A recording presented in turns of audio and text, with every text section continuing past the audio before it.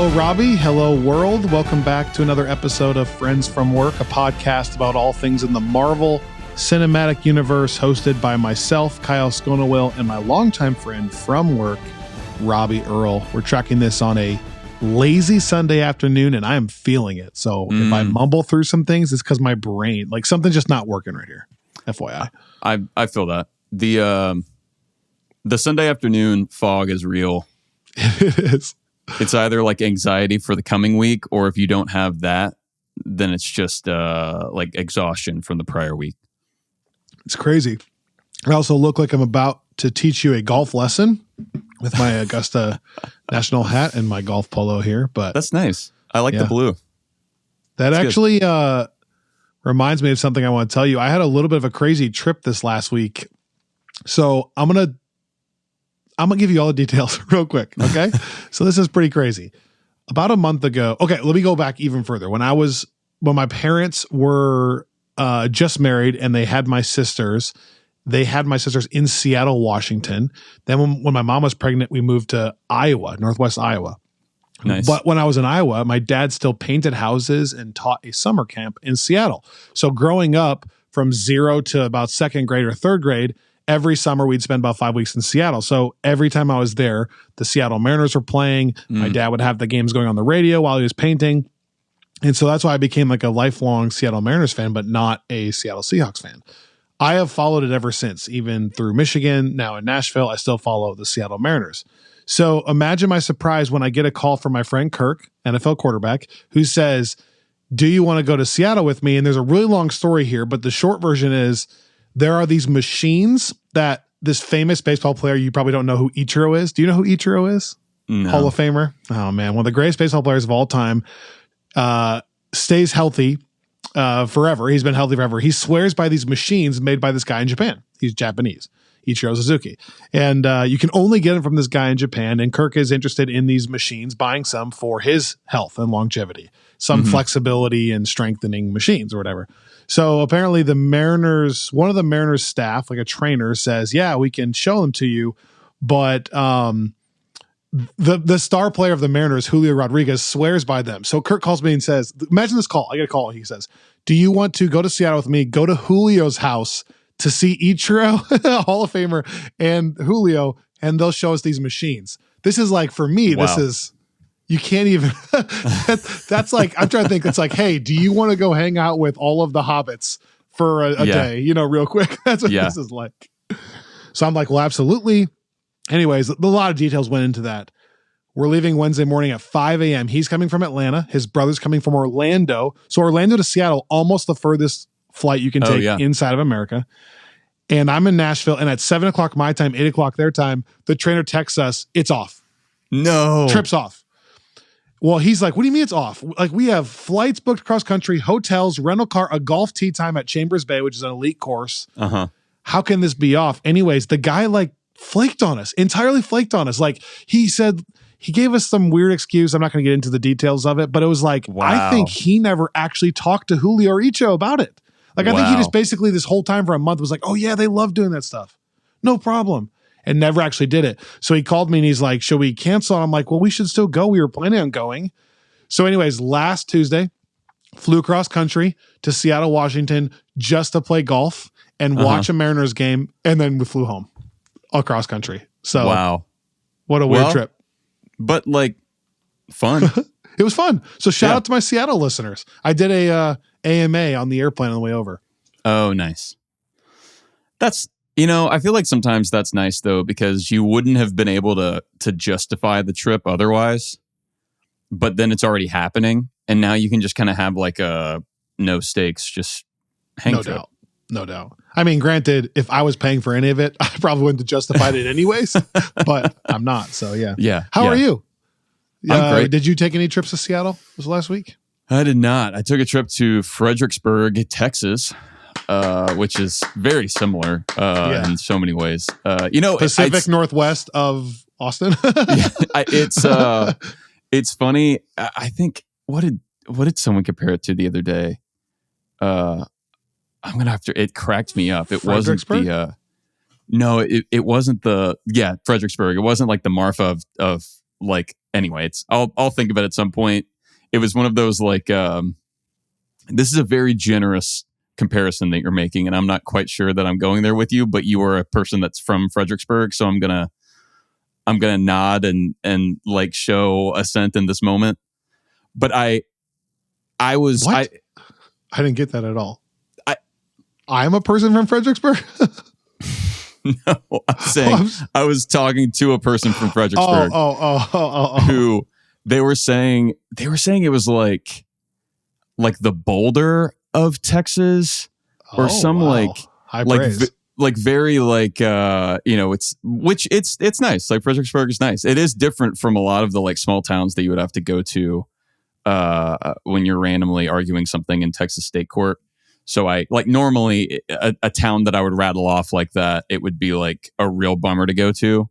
And Fredericksburg is actually a spot where a lot of people will like fly into Austin and drive out to. They've got like a bunch of wineries and stuff. And so it is like a nice area.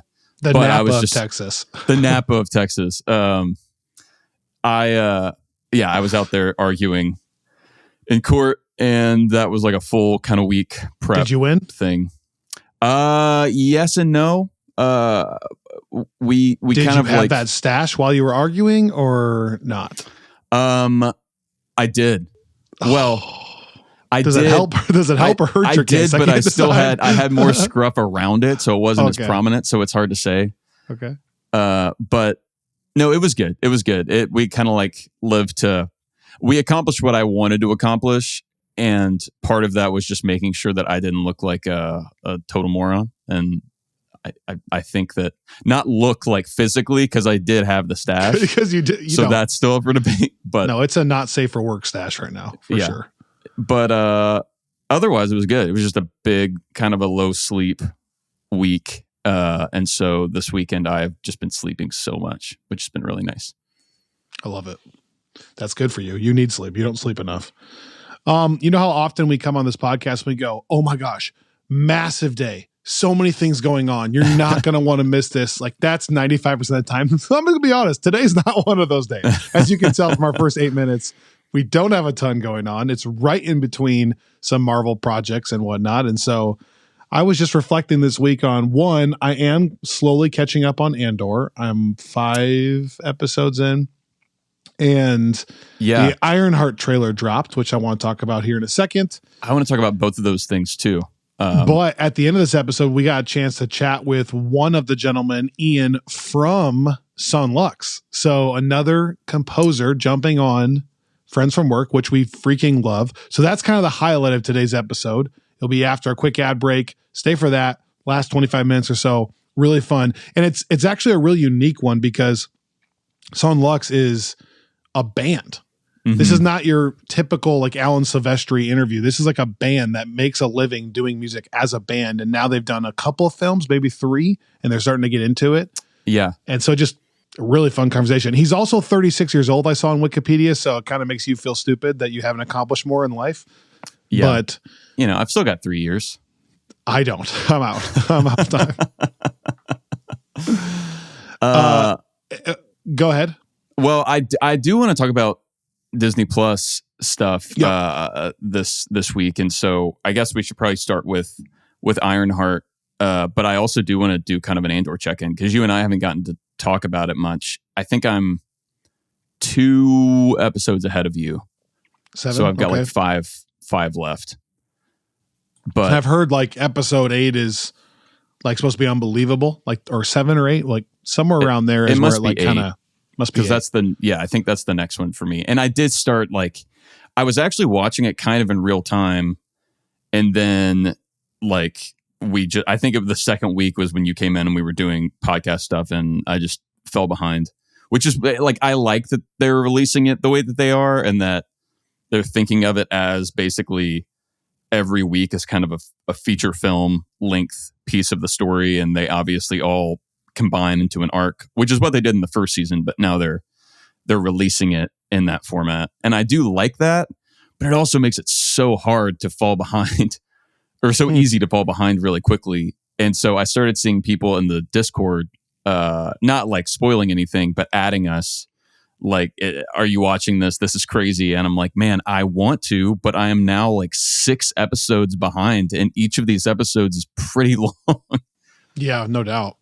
I mean, part of it for me is just when something is for our job as friends from work podcast co-hosts, then we rush to it. Like I have to watch Daredevil night of, but when I don't have to watch something, I typically take it pretty slow unless it's the 1% of the 1%. Like if you're the show, like Severance became must watch. Right. Other than that, I'm okay with being a little bit behind just because I'm slow to these things. Yeah. Life, family, video games. Like it's tough for me to keep up sometimes with all the stuff. So I like that video games is like in the holy trinity, like life, family, video games. Golf trips to Seattle. Sadly it is. Like that's what's crazy is I love the community I have playing Warzone. No, that's fair. So it's like now it's 8:00. My daughter's finally sleeping after a long work day. A lot of times my answer is I just want to play with the boys. I want to go shoot some people with the boys. Yeah, and so it's the tough. Kenny Loggins. Yeah, at minimum it's every other night. You know, that's the best ratio you're going to get if you're a show. Yeah. That's fair. Yeah. This has nothing to do with Disney Plus really quick. I just want to say for me personally, so this is not from a critic standpoint. This is not pushing someone a certain direction. I can't stop thinking about Thunderbolts. The more I've listened to the music, the more I talk to Son Lux, I love it, man. Like critically, it's around that top 10 area. But for me, preference wise, I'm trying to put my finger on why. I was thinking about the song that's playing during the conversation between Yelena and Red Guardian. I'm not going to spoil anything, but I texted you. That's one of my favorite MCU moments ever. Yeah. And I've been so confidently recommending that film to people. Yeah. That's the other difference for me. How many times have you seen it now? Just 2. Okay, same. But I went to the IMAX that we always talk about in Nashville. Nice. That's fantastic. And when you watch it with Annika, who loves this kind of thing, she loves Black Widow. This is totally her scene. Yeah. It also just kind of brings more feeling. You know how that goes. The watch with somebody. Now I've seen it and I'm living vicariously through her emotions and her laughs at jokes, etc. I love it, man.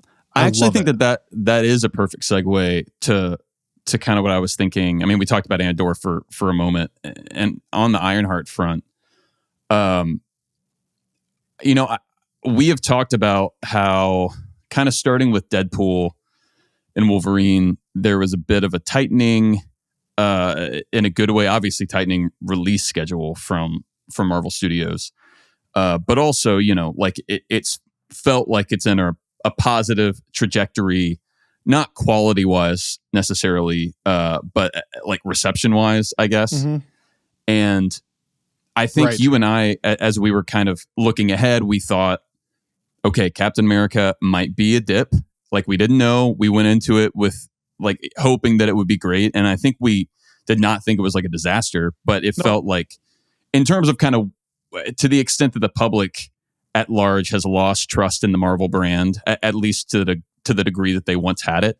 Didn't help its case. It didn't help its case. But I think we also thought it wasn't going to hurt it that much as long as they followed it up with Thunderbolts being good. And Daredevil, which I think have kind of like both. It's just been like a steady ascent, and I think that is really setting the stage for Fantastic Four to be really great. And I think like Thunderbolts is exactly what I thought it would be when I'm talking to people, which is like I think a lot of people didn't really know fully what it was or like what they were. It's not as easy as even like a Captain America movie in terms of knowing what you're going to the theater to see. But I think the people that have gone to see it have all had the reaction that we thought they would. Like everyone that I've talked to, from the kind of like random barely follow Marvel people to the people that are real like comics nerds, which means they're kind of generally like cynical about the MCU. Mm-hmm. I feel like everyone kind of along that spectrum has loved it. And that's sort of what you need here. I want to pause you right there because from a box office perspective, it's doing well, but it's not the same juggernaut it used to have when they were just hitting out $1 billion movies every time. And I know why. It's the Josh Wilsons, it's the Grant Gertzmas of the world who they would love Thunderbolts, but for some reason, maybe it's the lack of they don't know the characters. It's the it's the Brave New World stuff. It's the just in general burnout for them. They haven't seen it yet, and those are the people that would have gone 5 years ago, and so that's why it would have been double the box office that it is now. But it's not because it's not unbelievable. 90% audience, 95% or 95% audience, 90% critic. I haven't talked to a single person that has not liked it. Even the trolls on the internet, I only see positive things. I don't see negativity. I love it. But so that's why I was going to pause you. Yeah, like I know why it's not even bigger than it is. Well, again, and those people will see it on Disney Plus and they'll love it. Yeah. Yeah. Well, and that's the interesting thing, looking like, Thunderbolts was everything that I think we hoped it would be and that we were hearing it would be. And then, Fantastic Four, I think is really the movie that is going to test like what people's appetite is for like a classic Marvel movie experience, because it is like that's the thing for this year for Marvel for sure. Like that is where everything is being funneled into. It's like whatever like Infinity War was for 2018 and whatever No Way Home was for 2021. It's like that is the big feature. I am curious how Ironheart slots in here, not like plot wise, but I think like, and this is not even me wondering whether it's going to be good or bad. It's more just I wonder what it like how people that go and love Thunderbolts, like, did they then think, oh man, I love Thunderbolts so much, I should go back and watch that Daredevil show that everyone was saying was great? Or I love Thunderbolts so much, I should go watch this Ironheart show that's coming out right after? Or do you think like people are getting to a point because of just how much Disney Plus content there was at the get-go, where they're almost like parsing those out anyway, to where like even if Marvel films kind of come back to be what they have been in people's minds, certainly towards like the end of the 2010s, do you think that like trickles down to Disney Plus series numbers again? Or do you think that those are now like, even in Marvel's mind, separate tracks? The whole conversation is fascinating, right? And the disclaimer here is we love to approach these kind of conversations with, what's the word? I don't want to say maturity, but we are not the bros who review bomb Last of Us season 2, even if we disagree with something or it's not perfectly for us. And we don't come on here and try to bring people down.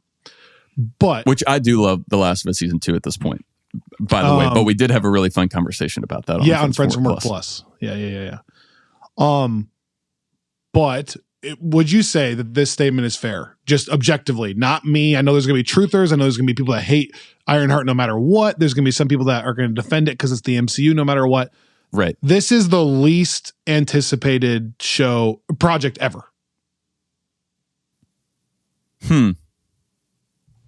It's got to be.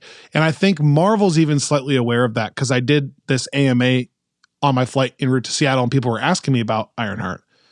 Like, like it's a little bit strange that they dropped the trailer so late, that they're going to do a drop of 3 episodes and another drop of 3 episodes. That's how they're doing it. Maybe Echo would be the only other time that this felt this way, but some of the burnout hadn't happened at that point, and there was a little bit of tie into Daredevil. It was a holiday thing, so I think there was a little more draw there. I haven't heard a single person talking about Ironheart one way or the other, and because I don't know anything about the character from the comics, I don't know.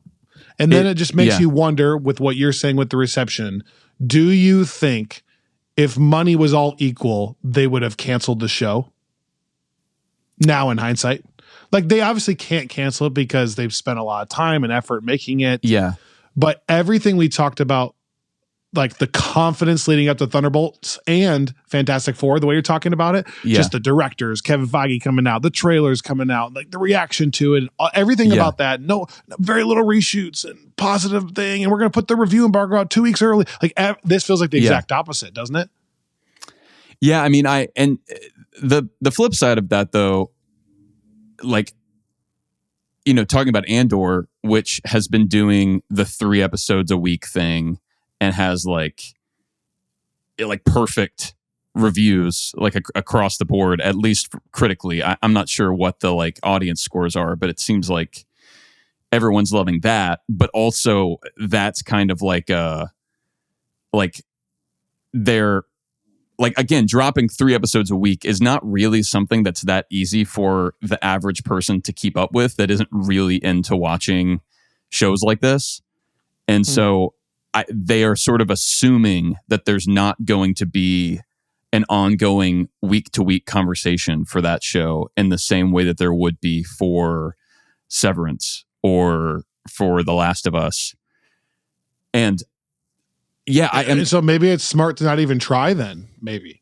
Well, and that's kind of why, like, I've been wondering, and again, this is going to sound negative, and I actually don't mean it this way, because this is no commentary on the quality of any of the Disney Plus series, because again, it launched with The Mandalorian, which I think by and large people thought was one of the better Star Wars moments that we'd gotten in a bit, whether you agree or disagree on that. And then WandaVision obviously was like a massive success.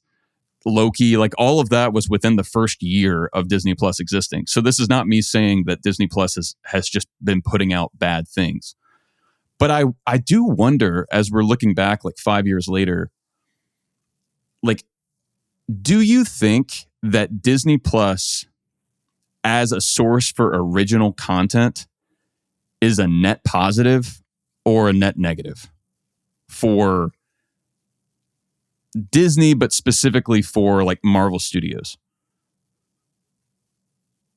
And I say that because there's a world where Marvel could have made the shows that we love. Like, that's not saying like, oh, well, but then, you know, we don't get WandaVision, because I don't think that that's totally true. I think there's a world where, like, look, you know, the Penguin is owned by Warner, and so it comes out on HBO. And Disney could have worked out a deal like that with some streaming company like Netflix or Hulu because of the Fox stuff or whatever. And I almost wonder sometimes, like, with a show like Andor, where so many people have Disney Plus because it's like the way that they can put on the shows that their kids want to watch. Like, I wonder sometimes if it's hard to get people to, like, that are not already like hardcore members of whatever fan community, to even know to take something like Andor as seriously as you would take an HBO show, because it's every bit as good as like a prestige HBO show. But there's something about like it being in this like kind of like closed Disney community where I just feel like it's been so hard for them to get that kind of week to week conversation there that other platforms have been able to run with. So I don't know. I like thinking about Ironheart, and like, to your point, I just wonder, yeah, like, has it been like, is it something that you think they're happy with, you know, looking back on the performance over the last couple of years, or do you think that it might have been a misstep? It's a rock and a hard place a little bit, because there was just a conversation from the Marvel higher ups, I think last week at some event, and that they basically kind of said, there was this article that said Kevin Feige was saying that a lot of the MCU stuff now had become like a chore because it was so connected and people couldn't jump in because there's now so many projects. And that part of that was, we are going to make Disney Plus back to, like, these are not going to be film characters. Did you see that? That it's going to be like its own isolated thing. So there's all this discussion about how much are the new shows going forward going to tie in. And I think they kind of solidified it was going to be 3 movies maximum, 1 to 2 live action shows, and 1 to 2 animated shows. And that was it. And so if that's the case, and they want to do more serial content. So like Daredevil season 2 might be the only live action show they do now. And they're not going to start doing now. Granted, Vision and Wonder Man are still happening, coming, Right. but like they're not going to try to make shows where the show characters tie into the film. And I understand that thought, right? It makes sense for all the people that you're talking about who have lost their way. But at the same time, you know, it kind of also hurts because that is the reason why I like it in the first place. Like, for example, WandaVision those were film characters and they tied into the films. Yeah. And that continuation is what a Marvel fan loves and craves. Yeah. So if you just make a totally isolated series, I'm not inherently interested just because it's a thing. But I understand the pressure of, well, at some point it's 40 projects for someone to catch up on. Right.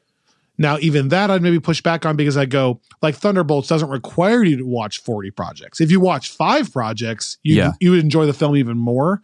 But you don't have to watch Guardians 2 to appreciate Thunderbolts, as just an example. Right. So it's not fully connected in that way. Like you're so far behind. To that point, though. But who's curating those playlists for them? I don't know. You know, for people who don't know. We are. Or and Disney tries to. But I do think, like, that's even an interesting question because Thunderbolts really does, like, there's a decent amount there that like pulling on Falcon the Winter Soldier, which again, I'm sure there are a ton of people. One, that show followed up WandaVision, and I think a ton of people watched it. So I think a lot of the people that are going to Thunderbolts that are just kind of like MCU fans that were really MCU fans post Endgame and then kind of slowly fell off might have actually seen that show. But at the same time, for people that didn't, again, it's fine. The movie doesn't expect you to have seen everything that those characters come from. But it is, like, I think kind of a chore for people, not because the show's not good, just because it's like 6 episodes and they're like on, you know, like longer drama length episodes. And so it's kind of like, if you want to tell someone, like if someone watches or is going to see Thunderbolts and wants to know about John Walker, it's just kind of a harder sell to be like, oh man, like you need to go watch this 6 episode miniseries than to be like, oh yeah, you should go watch Black Widow because a lot of the characters come from there. Yeah. To your point on the Disney Plus platform, though, I am not as well versed in the overall kind of perception of these platforms as you are, I think. So take this with a grain of salt. I don't think that's true. I mean, maybe, I don't know. I don't know what community, I guess, are you referencing? Like people at work, they're all willing to talk about like Game of Thrones, but they're not willing to talk about Andor. And you think that's because they see the Disney Plus logo? No, I'm not saying that people are like, oh, it's Disney Plus, it's for kids. I think I just mean that there's something about the Disney Plus platform that feels like it doesn't break through into the general conversation in the same way. Like it's because to me, I don't know. There is something about like an HBO show, and right now Apple is kind of having a moment, you know, between Severance and Silo and the studio, and like there are movies or shows that are kind of entering more of that HBO conversation. And for some reason, like it's like the Disney Plus shows, I think because it's all Disney but I feel like content. Andor has pretty much entered that conversation, at least online. But that's what I'm saying. I'm not as in. I mean, but like my brother watched again, Andor, and that's really rare.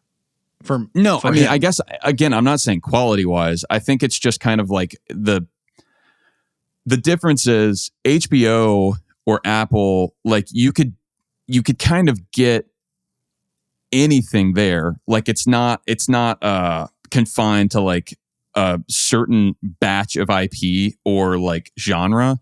Sure. Whereas I think like with Disney, but it also has a lot less because of that. Like Apple TV has a lot less, just generally speaking.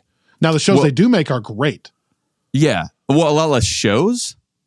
There's just a lot less stuff on Apple TV Plus. Yeah. No, well, and I guess that's what I'm saying. Like I think Disney Plus as a place where like Disney movies and like you can go and watch Lion King, you can go and watch like even like old Marvel movies. Having that whole library there is stuff that is Disney branded, I think is one thing. I guess I'm just wondering at this point, like, because unlike Apple, like the stuff that comes out on Disney Plus is like Disney branded, like it is Marvel stuff, it is Star Wars stuff, like, and so I just wonder sometimes, like, you're gonna subscribe to that and watch that stuff if you are into like Disney's like IP, like the things that Disney owns. And if you're a fan of that, then you're going to be plugged in. If you're not, then you might not even really spend much time on Disney Plus anyway. Whereas I just think some of the other platforms, it's a little bit easier to get exposure to because it's not like within this closed system in the same way. Yeah. And I didn't answer your question earlier because I don't know. It might not be a net positive. I saw that Daredevil, for example, gained Disney Plus 1.5 million subscribers instead of they were anticipating a loss of like 2 million. Oh, wow. So that was a big surprise at their earnings for Disney. But I don't know. Like if they could redo it all, like Marvel Studios specifically, would they just stick to the films? Or like you're saying, have an occasional mini series that releases on Hulu? Yeah. Maybe. I ask myself this sometimes, and this is real dark. We're getting into it. We're like, this is heavy. If I wasn't hosting this podcast, would I have stayed up on every single show to this point? Would you have watched every single thing? Because I think if I wasn't hosting this podcast, I wouldn't have watched X-97, which I ended up loving. Yeah. But I just the way I am, like I'm so slow to all this stuff. I'm only on episode 5 of Andor, for goodness sakes. And that's like really adjacent to this podcast. Yeah. Like I don't know. I probably wouldn't have seen Echo. I probably wouldn't have seen Ironheart. I don't know. Yeah. Maybe eventually I would have. I don't know. So I think this is the one thing I'll say. So the one place you are correct in even asking the question, because you're implying an answer when you're asking the question. But I do miss the general consensus being so positive and it being such a moment. Like I was just in Seattle with Kirk and his brother Kyle, and some truthers of this podcast will remember Kyle. Kyle is a perfect example of he was all in. Yeah. And you remember we even had him on the show 3 or 4 times. And you remember the conversation around COVID era where he's like, man, are all these shows, am I going to have to watch them? And that was from someone who was in. Yeah. And that has stayed true. Like I wouldn't say he's burnt out, but he has kind of left the MCU. Stephen Matthew got lunch with him last week. He was all in. He went to those movies with me. He went to Infinity War with me. He hasn't watched a lot of the recent stuff. Andrew Senga hasn't watched the recent stuff. And these are not casuals. These are people that were in. Yeah. And so if that's because of Disney Plus, that part is a bummer. It's not just because of Disney Plus, but it is a bummer that 5 years later, that's where we are. And I guess Ironheart, signifies that whole conversation. Whereas I feel like you brought this up before, it was the last project to not be reined in, like to be trimmed or left at the chopping block. Because now they are. Now it's like, it's only going to be 1 to 2 shows. It's going to be Daredevil directed by, Benson and Moorhead, and that's it. And we're going to make it the best thing ever and try to command the weekly conversation like you're saying, but we're not going to just throw out 4 or 5 shows. Yeah. This is the last one where, because I haven't heard anything from them, it feels like they would have cut it if they could have. And I guess this is not at all what I thought we'd be talking about today. No, but I was thinking about this afternoon. Holy cow. And so I was like, you know what? I'm just going to ask Kyle what he thinks about this. Yeah, wow. And you poked the bear, and now we're 35 minutes in. But you know what I mean? That part is sad. That part's just sad. I do think, especially for someone who hosts a podcast. Yeah. Again, it's a mixed bag. It's been fun for us to have so many things to talk about, like many new episodes. But I think to answer your question, I probably would not have stayed up on it. Not because there are shows that I look back and think, oh, I should have just skipped that. But more like, I think I am only on top. Like I only even know what is coming out on Disney Plus because of the podcast, and Greg. Because again, like we have the newsletter, like Greg keeps me up to date on that stuff. And part of that is me being off socials for the most part. But it's like, yeah, if I weren't like plugged in intentionally for that reason, I think I would kind of have a similar, like I've always been a bigger Marvel fan than I am like a Star Wars fan. But I feel like, there are times where I look up and I'm like, oh, what is the Skeleton Crew? And then I look and it's like, oh, that's like a John Watts, Jude Law thing. That seems fun. And I still haven't watched it, even though I've heard that it's great. And I feel like I would probably have that with Marvel. And I would wonder, like, when did this come out? And what does this like relate to? And what's the right timeline? And should I go back and like rewatch something else to set this up? And I think where it's shocking from my perspective, though, is like that is me, what you just described for everything, though, too. Like, for example, I haven't seen Sinners yet. I know Sinners is awesome. Yeah. But that's different, though, because that is okay, like but all the show, like name any show. I haven't seen it. Yeah, but I'm saying that's different because that's not an ongoing, like, Marvel is it's a thing you've already been a fan of, and it's an ongoing narrative that you are, even like we started the podcast because we were invested in. And so I think it's like, well, and I am, by the way, right. That's not me bailing on the whole thing. No. But I do think it's like, yeah, I see what you're saying. It's just a lot to keep up with. And so I think it's like, again, this is all stuff like we've talked about that side, and I think that there's so much great stuff happening that I'm not at all like, that's why I don't view this as a negative thing, because I'm not like, oh man, like Marvel's really gone downhill or something. I was just thinking like, yeah, I do wonder, like Bob Iger, I think is, whether he's like rewriting history or not, I think lately he's taken to pinning a lot of blame on Disney Plus. And it's funny because I feel like I remember. They were all excited about it. Yeah, like I think before Iger left, he viewed that as a positive new like avenue for development. And granted, in the COVID years, it was. Well, and it's important. Well, and they came out of the gate with WandaVision too. Yeah, it's important to note, and The Mandalorian, like you're talking about. I think people were like, "Oh my gosh, this is what it's going to be like." It's important to note that this streaming world is unique for everybody too. Yeah. Every single, I mean, I don't know if you saw this. I saw that Apple is losing, like, I think, I don't want to get this wrong. I think it's like $1 billion a year on Apple TV Plus is what they're losing. But they're such a massive company, just their name being out there, it's probably partially viewed as advertising. So that has nothing to do with the quality of the shows, because they have some of the best shows made in the last 5 years on there, and they're still losing money. So my point is, from the business perspective, like Bob Iger, they're all trying to figure it out too. You gotta remember that. No one knows. Sure. Like, and theaters are like, what do we do now? Because now movies are going to theaters right away. And it's just like, it's a very shifting landscape. Well, I mean, like, talking about Warner and Max, they're finally changing it back from Max to HBO Max. Again, they've rebranded like 7 times, literally. Which makes it never made any sense to me that you would surrender one of the most like well-established, like admired brands in TV, like by why taking you would those just 3 letters out of it. You mean? Yeah, like why like no one called it Max. No, and Max is the most generic, like like at least with like Disney Plus and Apple TV, that you're getting stuff that's made by Disney and Apple.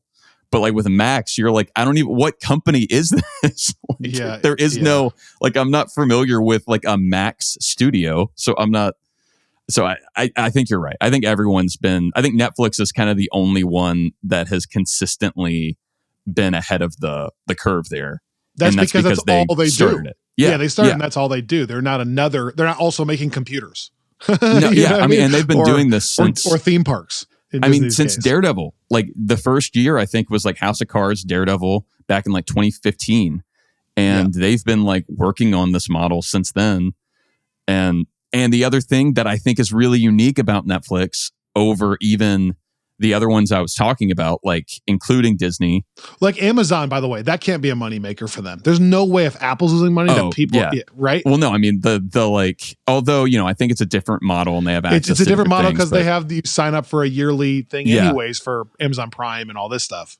And like, you know, but yeah, the Lord of the Rings show, there is no way that makes money in the long run because of how crazy the budget is and how crazy like the price just for the rights was, I think, in the end. But I know like Jeff Bezos views it as a pet project. Like I think he's a big Lord of the Rings fan. So, and because he's Jeff Bezos, it just doesn't really matter. Like he's just going to make every season of that show because he wants to see that's it. what I'm saying. That's what I'm saying. But I do think like on the Netflix front, part of what I was getting at, asking about like the release strategy here and having it go direct to Disney Plus is like Netflix as a brand is not so tied to any one property or series or like, because there are so many things on Netflix and some of them are made by Netflix and some of them aren't made by Netflix. And a lot of people don't really know often which is which. And so you can kind of watch a movie on Netflix or a show. And I just think the catalog is so vast that even if you're like, that was terrible, I don't think people come away with the same like bad taste in their mouth for Netflix because they almost think of it as like closer to a middleman service. Where I think like every time Disney Plus is putting out a thing with Disney branding. Yeah. It's like, even though sometimes if Disney has a bad Star Wars show, it's Disney's fault. Right. They did this. Which is also hard because so much of the like online troll objections to like the Marvel Star Wars buyouts by Disney were like, oh, you know, Disney's just going to like water it all down and it's going to be worse and boring and vanilla. And so I think that I don't know. I just, it's like an interesting counterfactual, I guess. Going all the way back to the very first thing you said, you asked, do you think the average viewer is able to parse those things out, the differences between the movies and I think for better or for worse, yes is the answer right now. Like, I don't think there are that many people that went and loved Thunderbolts that now are going to see, like, rush to see Ironheart and then go like, oh man, they've lost their way. I think for the most part, it's the whole like narrative of if they've lost their way or whatever, that's mostly just kind of curated by people on YouTube that are being obnoxious. But I think for the most part, you go, I'm not really interested in Ironheart, but you could still like Thunderbolts. And you just move on till Fantastic Four. I don't think that, for better or for worse, that people are now feeling the burden of, oh, I liked Thunderbolts, so now I need to go Daredevil and Falcon Winter Soldier. And I don't think they're feeling that. Like that's a lot of, and that's where I say the only bummer about Ironheart coming out now is that it feels like with Daredevil and then Thunderbolts and then Fantastic Four coming, that they did kind of flip the script. I now took a lunch with Steven, Seth, and Cooper, and I'm there, and Seth is now kind of back in. He's like, yeah, like this is getting really good again. And so nice. I just don't want those people to then feel like, oh, Ironheart, and it's not good or it's like left aside. And so like that's the PR hit that I was talking about in my Ask Me Anything on Instagram. That's the only part where I'm like, I'm able to go, if Ironheart's not like a slam dunk or it is or whatever, I'll just be pleasantly surprised. And I am able to kind of parse that out as a thing. Yeah. And it doesn't influence really my overall momentum towards Fantastic Four. I am nervous that from a PR standpoint and the loud YouTube people that you're not able to do that. And it does like damage the whole brand like you're talking about. The Disney Plus brand, the Marvel Studios brand. And I haven't seen a second of Ironheart. I have no idea. No, but you know what I mean? And I think that cuts both ways. Like I also think if Ironheart were to be incredible and one of the best things that's come out on Disney Plus, which is totally possible, I'm not sure that really moves the needle either for Fantastic Four. Like, I think that, like, I don't think that's going to make people more excited for Fantastic Four than they already are. So I think you're probably right. Like, I think that there has been, probably intentionally from Marvel's perspective, like a bit of a separation. Like, even we talked about Daredevil having kind of the opportunity to link to Thunderbolts, given that they both have the New York connections and both have the kind of like bad guys in charge element, and they really didn't at all. It didn't at all, but it does have that same kind of feel. Like I felt like I was in the same New York, tonally, visually, in that way linked. But yes. Yeah. I mean, but I do like, they thematically. It does make, but it does make sense. Like the comment that you're saying about them not wanting to be overly connective there. Like I wonder now if it's making more sense that they don't do those things, or that like we talked about how like they follow up Deadpool and Wolverine with Agatha all along, which again was like a big hit by a lot of metrics, but in no way, like if they were trying to like capitalize on some momentum that they got with Deadpool and Wolverine, like that's a very strange project to do it with. Like I think that they were viewing those as like they're the people that are going to watch these shows that we have, and we have to move on. But my last question to you then is, do you think that is a model that could potentially work? That's not what they're doing, but like all the way back to the Agents of S.H.I.E.L.D. days, would Disney Plus be more effective if every single show was a follow-up to the movie? Like for example, if you did like Thunderbolts and then immediately the next show was just more of like the ground level agents working on that stuff, or Fantastic Four, you get another project inside that realm or something afterward. Yeah. Would that be better? Like as almost like an epilogue, a follow-up. And so they always were tied, but not in a way where you have to see the show to appreciate the movie. Yeah. I mean, is maybe that the model you can head back towards? I mean, you're right. I mean, that is kind of what, even the original Daredevil season, where they are talking a bit more about the Battle of New York, and it doesn't have anything to do with it, but it's kind of this just like we are living in a world that is impacted by this big movie event. And yeah, I mean, I do think that is, I think that that's an easier model because it feels both like optional, but also if you love this, here's more. Yes.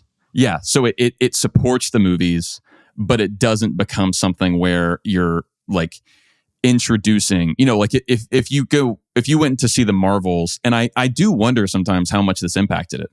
I remember going to see the Marvels and walking out and talking to someone that was at the critic screening that loved it. Like she was like, that was so fun. And I was like, oh man, did you see Miss Marvel? Because I think she was like specifically calling out Iman's performance as being so great. And I was like, yeah, Miss Marvel's really fun. And she was like, no, I never did. And I do wonder, she went as a critic going to see it and review it.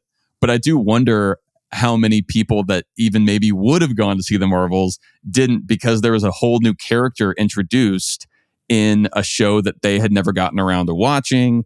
And so it just kind of like you kick it till like, well, at some point I will. And so I do like, I think the follow-up is an easier thing for them to maintain than like, we're going to introduce characters in Disney Plus shows and give you like their whole origins there. And then you're going to meet up with them later in a movie. Like, I think that's putting a lot on like the average moviegoer's plate.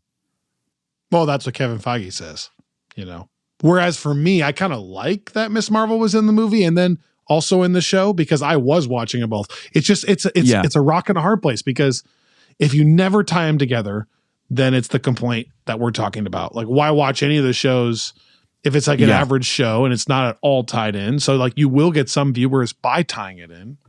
Well, and but if you tie it in too much, then it becomes a project, a chore for people. And I will say, to bring it back to Ironheart, before we hand it off to Ian, that is what that show is doing. So I appreciate that, like, we were introduced to a character in Wakanda Forever. Right. And then I think this is one of those, like what we talk about with Black Widow, like, I just think this show would be much more anticipated if it had followed more closely on the heels of that film, because that was almost 3 years ago now. And she was like a side character within that movie. And so it's like, so what if that was the next series? Yeah. A month afterward. Like, I think that would have been really fun. Synced up. Yeah. Like I it's do wonder relevant in if- people's minds. And I wonder if they look back 5 years from now and at least regret the release schedule that we used to always complain about. You know, Yeah. the Hawkeye No Way Home and then not making it a thing. Like, right. call one thing out. That's a weird one because of the Sony rights, but call one thing out just that you Yeah. feel like you're in the same spot. It's a follow-up to what happened in No Way Home. Or Yeah. and they kind of do what they talk about the Statue of Liberty, but you know what I mean? Like just a little bit more, but there was more extreme examples like Black Widow and Loki. Remember that? Where it's like, okay, yeah, those are two totally separate entities you're asking us to watch, but yeah, it is. So I don't know. I'm going to try to I think I had read that Ironheart is supposed to follow pretty closely, like in time to Wakanda Forever. Like I don't think that it's supposed to be something where 3 years have passed. Okay, so this is all pre Thunderbolts and Brave New World, so. probably. And okay, I need to obviously watch it and see what before. And then hopefully it's great, off. and then you drop it in the rewatch order after Wakanda Forever, maybe. Yeah, which I do think is fun because Wakanda Forever is like Riri is one of the lighter parts of a pretty heavy movie, and so I do think that following it up with something like that is nice. And again, I really liked her in that movie. Like we talked about how there was maybe there were parts of it that were shoehorned in, probably unnecessary, and made everything a bit clunkier. But I never had any issue with her performance. Like I really like her, like the characterization in general of Riri there. And so in that sense, it's, now it's kind of work to put ourselves back in that mode so far after. But I do feel like it has a chance to be a really fun watch. I think like they're introducing some element, like reintroducing some elements of the original Iron Man mythology with like Ezekiel Stane being involved and like obviously the professor from MIT in Civil War. That's the same guy. Yeah. So, I think like what did you think about the trailer as a whole? It was fine. Yeah.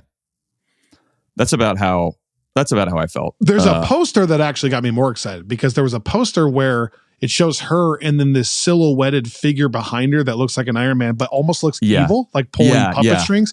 If there's something like that where she gets pulled to a dark side or something, that could be really unique and interesting. Something kind of different. I don't know. And it does look like there's that element, like she's potentially working with the bad guys either without hood. knowing it, or she thinks it's like a necessary evil. And so that is an interesting dynamic. And I like the visuals of the suit so far. I will say the trailer, like the CGI looks pretty great. We've come a long ways. That suit up where she's in midair and then it catches her kind of thing looked really great.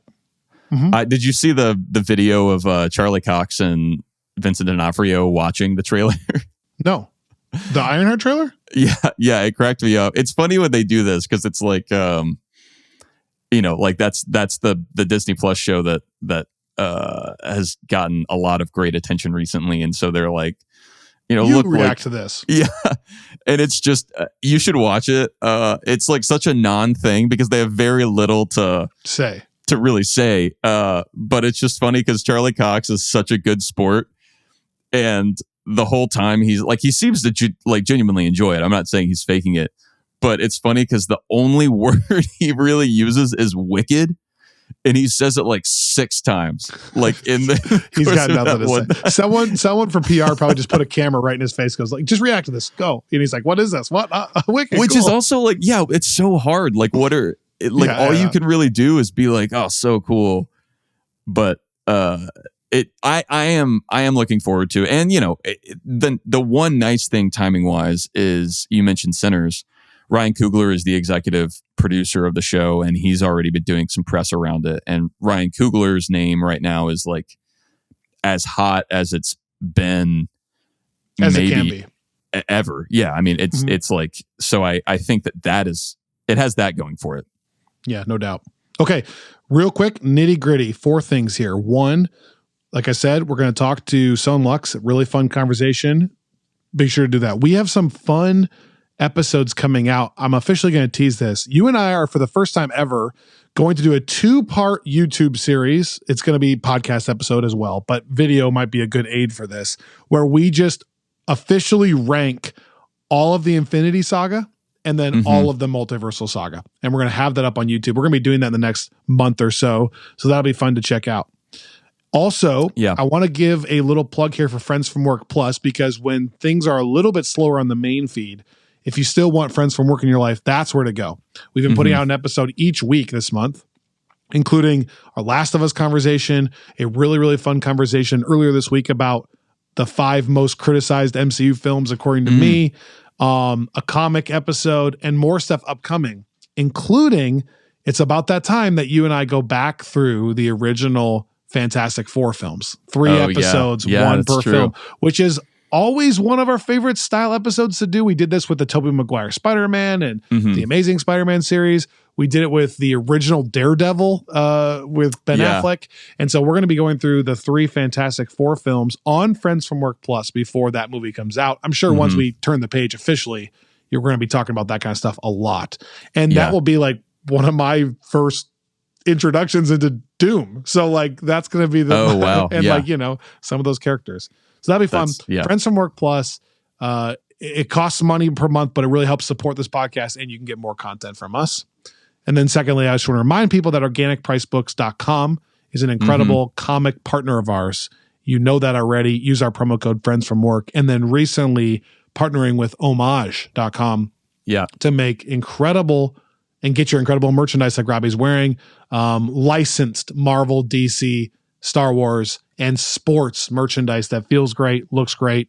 You're going to love the way you look. Men's Warehouse. Homage.com. If you're going to go there, please, please, please, please use the link in our show notes. It helps us and supports this podcast. Okay. Ian from Son Lux joined us after this break, and man, he was fun to talk to.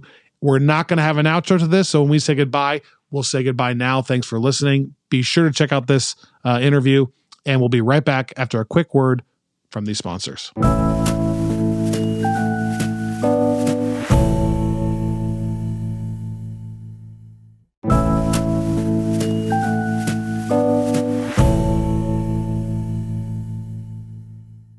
Ian, welcome to Friends from Work. Let's go. Heck yes. Thanks for having me. What an honor this is. All right, Ian, obviously magnificent work on Thunderbolts. I want to zoom out to start. Let's talk from like a macro level here. What was the first pitch like? And when you get the first pitch, after I hear that answer, I want to know kind of how do you guys decide to take that pitch and like start crafting the sound? How much of it is programmed out? How much of it is real orchestra? Like, how do you find that balance based off an initial pitch? It's a great question. I think the first thing important to note about the pitch was when we got it, which was we got it really early, like before they shot anything, which can be rare because, you know, composers often are part of the post process.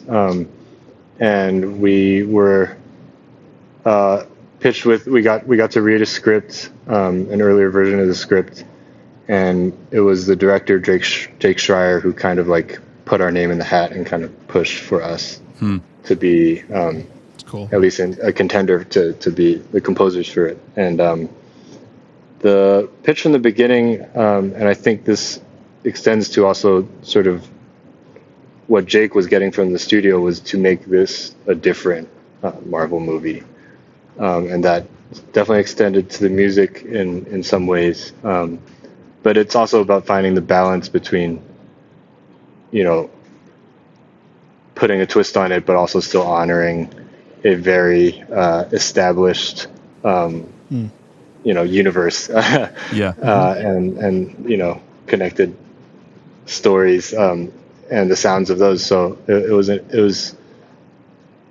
was great that you asked about orchestra specifically, because that was, you know, something we talked about from the very beginning, which was that we knew orchestra would be a big part of the sound, because that's a big part of the sound of the MCU. But as a band, I would say we've always had the sound of orchestra as something that's been really inspiring for us. but we've never had the means to really work with an orchestra in a recorded capacity, or like to write for orchestra in this way. So that was something that was exciting for us to kind of delve into. And one thing that Jake told us from the beginning was that he wanted us to start writing from a place of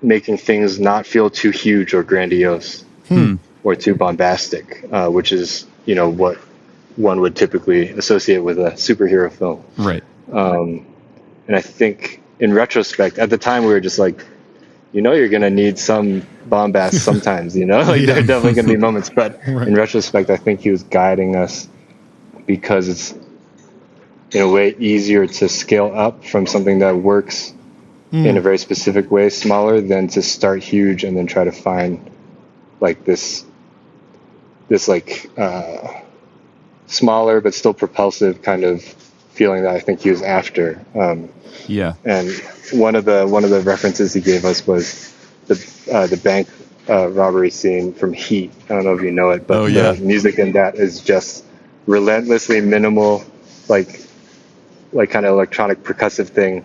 And so that was like, you know, one of the reference points alongside sort of more orchestral things. And I would say that's where we kind of started from. Yeah.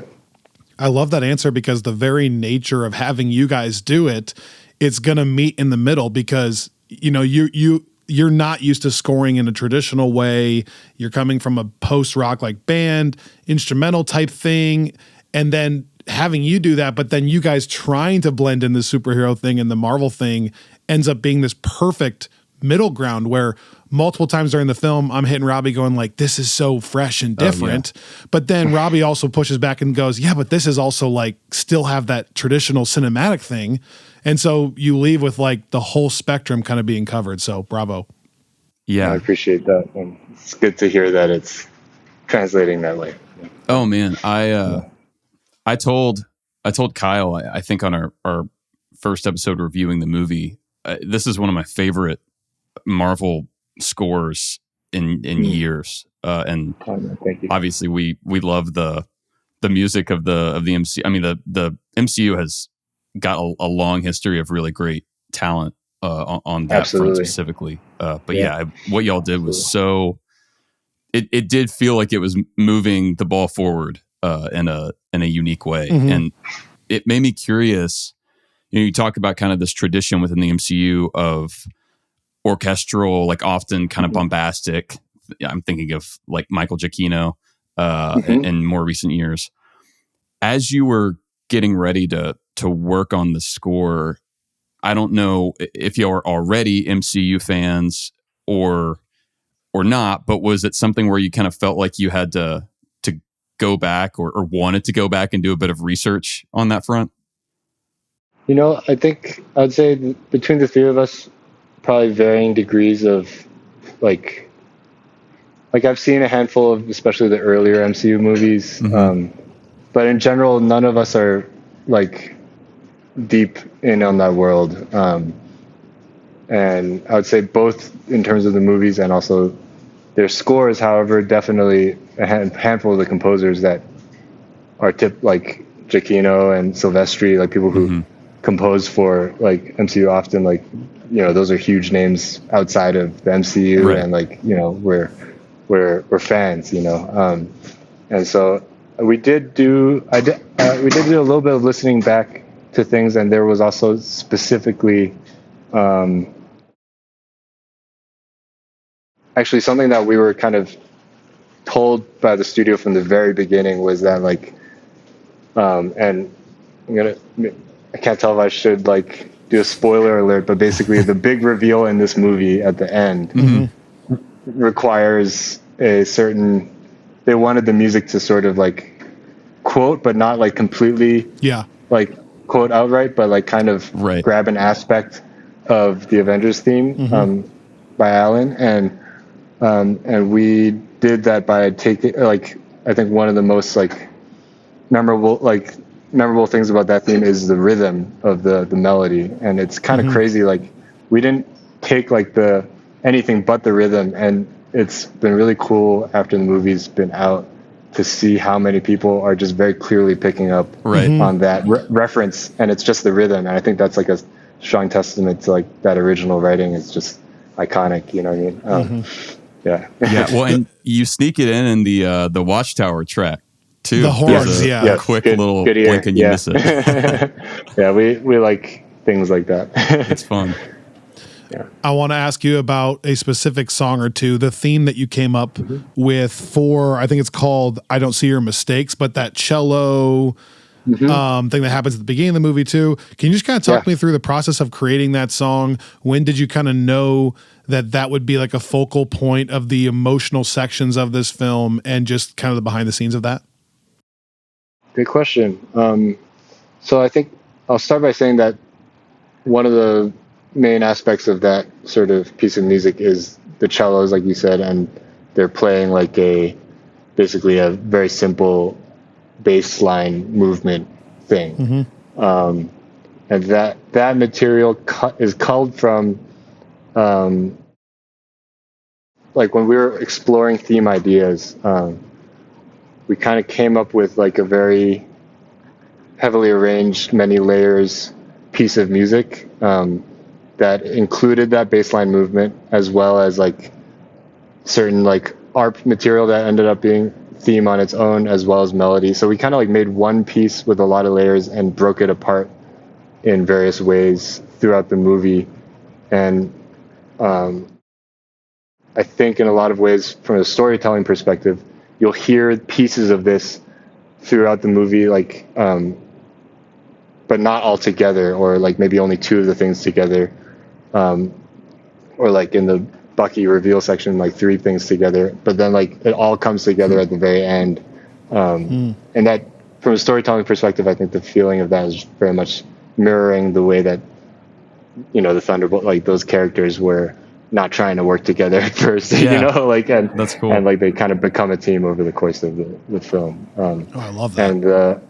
And for that specific thing that we kind of became the sound for, I guess, the relationship between the father-daughter relationship between Yelena and Red Guardian, was something that we definitely felt was, you know, Jake directed us, and we all agreed, like, felt that it needed to, you know, David Harbour's character is so comical most of the time in the movie, but there's these few moments where like we really need to kind of feel that like connection, and so that was sort of where we were coming from with how we wrote for those sections. Well, freaking mission accomplished, because I was driving in my car today, literally tearing up listening to it. So it works, man. Thank you, man. That it helps capture one of, as MCU fans, one of my favorite moments, literally in MCU history, like a top 10 moment. That moment, and I just don't think that moment hits as hard if the track wasn't as good as it is. So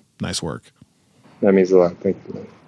Yeah, it's funny when you talk about Jake kind of giving you all that guidance of starting small and building up. It almost makes me think of what I've heard Hans Zimmer say about the Interstellar score, where it wasn't really that he was given guidance by Chris Nolan, like you need to make this epic space opera sound, but it was more, it's this movie about a father and a daughter, and start there and then build out from that point. And you know, for a score that I think a lot of people consider to be one of his best, I've always loved where he roots it in kind of that theme, rather than it's like the substance over the form of it, I guess. And yeah, that's a good point. Yeah, I really like that. It feels like that's something that y'all are doing here, both in like scope, but also like Kyle and I talked about in the review of the movie. I love that the final battle is pretty small scale. Like there's the kind of classic dig or joke at Marvel films and superhero films in general, that they have to end with this massive, you know, explosion coming down from the sky or something. And I think the movie kind of starts, it's a fake out a bit, like you think it's heading in that direction for a second, and then it turns back inward. And so I feel like the score is so crucial to reflecting that in those moments. So I think without that, I'm not sure that it would have worked as well, because you get this kind of like epic, but again, like really tender thing. And so I'm sure that was hard for y'all to balance, but it comes across really well. And I wonder, like, in that stuff, are you thinking to like pull back on the percussive elements to avoid letting it like move too much towards that bombast? Or like, what was as you were looking like specifically kind of at the final sequences, what was your approach and what were you trying to convey like artistically, I guess? Yeah, I think that's like the pinnacle scene in the film. And I think the way you just described it and compared it to what is typical for these movies is right, like perfectly on. And this was one that we kind of did pretty late in the process, and was definitely the scene that went through the most edit changes, both visually as well as like musically. We really worked hard on it, and we definitely at some points we tried throwing in percussion and things for certain parts of it, like when Yelena's like running, like things like that, but like it didn't totally feel like it was serving the moment. And also there's a lot of like sound design that's happening at the same time, and that's always something that like we're trying to be cognizant of, not like over cluttering things. But yeah, it really ended up working best as like a pretty big but still like hyper like emotional sweeping, like not like driving kind of thing. And I have to give kudos to Ryan, who really like composed his ass off for that scene. And it's like probably one of my, and I love like that we're a collective, for like composing collective and a band, because I get to say that like that's like one of my favorite pieces of music in the movie, and I'm not like, talking about something that I did, No, I totally get that. It's Kyle and I are both musicians and used to tour together. But one of my friends that has always produced my stuff, it's no big deal. It's always fun whenever he makes stuff that he will that he produces and records on his own, because I get to listen to it, and it's part of our, like, it sounds so much like the music that I make because he produces all my stuff, but I can't listen to my own songs in that way without like going full Kanye. So, but that does lead to one of the questions I had. What is y'all's process like? Splitting it among the three of you and composing that way. Yeah, it's very, I think since this is our second film together, in a lot of ways, we're still discovering. I don't think we've like totally landed on a specific process, because like the way we worked on this and the way we worked on the last film we did, Everything Everywhere All at Once, was different. And but one thing that I will say, I think it's easy to like see like a band of composers and assume like that everyone's sort of playing their instrumental roles when you see like us on stage, for example, like that I'm like doing drums and percussion and Rafiq's like doing guitar, which like one of the first things we heard from Jake in the beginning was he was just like, yeah, no like drums or guitar on this on the score. Well, your band. So that's, but like they always say limitations breed creativity. Yeah, so totally. In general, we kind of don't fall into those like categories neatly when we work on stuff together, and it's very much like we'll kind of like everyone will be people like I would designate myself as like the starter, or at least to try to start like for like a number of scenes. Like I'll be like, you know what, I think like I can take these, and Ryan will take some and Rafiq will take some, and they'll kind of just be things that we connect with. But also I think one major difference in the way we did this film was that we did a ton of pre-scoring. Like we did a ton of writing before. Like I said, we were engaged early. So early. and the strikes happened as well, so it just really increased like the amount of time we had. So we wrote a lot, and we wrote a lot like in collaboration with Jake, kind of giving us like, notes on, like we kind of found the main themes together, and like we were making iterations of them and like taking notes from him. I have no idea actually how many pieces of music existed, but we basically created like a pretty massive library. And that meant that Jake was able to play pieces of music for, like, he played something for the cast before the first table read. Oh, or wow. he like played something for the actors, like specific things, like before they would shoot certain scenes and things like that. That's got to be pretty unique, by the way, to have the music ready at that point. By the time they're reading, like ready enough, you know what I mean? Like we hadn't recorded orchestra or anything yet, but we are real nerds about mocking that stuff up, like sound as good as possible. Yeah.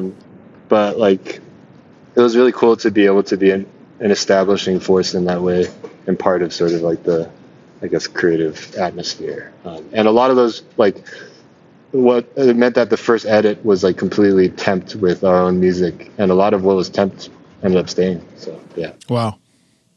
Well, my final question is about Everything Everywhere All at Once, kind of in general. I just actually watched it on my flight again for a second time. I mean, I literally tweeted after it. You can fact check me. It's one of the best films ever made. It might be one of the best films ever made. And I also feel really strongly about Thunderbolts.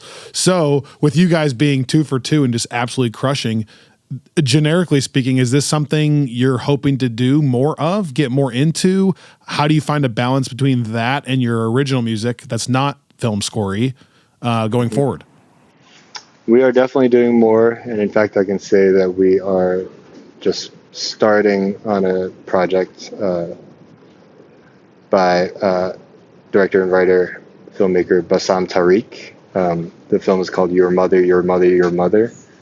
And the lead is Mahershala Ali, which is, oh wow, yeah. And the script is freaking amazing. So that's something that we're like just starting on, and it's going to be completely different than the other 2 scores that we did, which we're really excited about. And we're definitely interested in doing more of this work. I think it's something that we've really kind of found a love for, but at the same time, like, we are also working on our own music, and so I guess yes to all of the above is the answer. But you know, it means that we're not spending as much time on the road and stuff like that, but that's a good thing, to be honest. Yeah. I would imagine you're only going to get tons more calls, so prepare yourself. They're coming. Yeah. If people listen to what you did the last 2 times, you're going to get called. We feel very blessed, and it's crazy to be like able to work on such amazing projects, like, kind of, and we're just starting. So yeah, that's cool. We don't take it for granted. That's cool. Well, you know, coming out the gate and getting an Oscar nomination isn't it's not too bad. Doesn't hurt. Well, my last question here, and then we'll let you go. This is obviously, you know, a unique thing, and I know, like you said, y'all have your own stuff going on outside the film score world, and I'm sure you will start to get into all sorts of genres of film. But do you see yourself kind of returning to the well at all within Marvel Studios or this genre? This is not me asking for any kind of like inside info. I just mean, do you have the desire to do that and kind of play in the sandbox more, or is that something that you kind of like to put your stamp on something once and then move on to the next thing? I think time will tell, but one thing I will say is that the experience of working with an actual live orchestra, we recorded the London Contemporary Orchestra, who are so amazing, like so also open and open to experimentation and collaboration.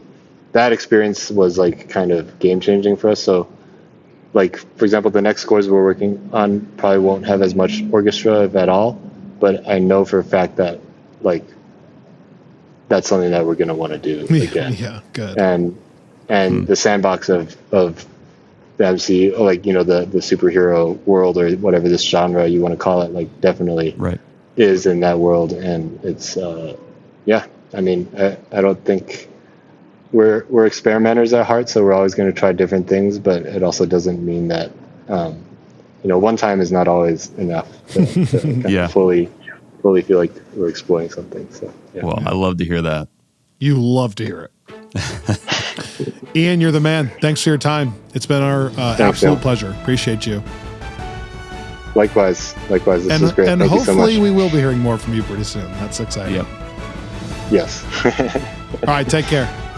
Thanks. Bye.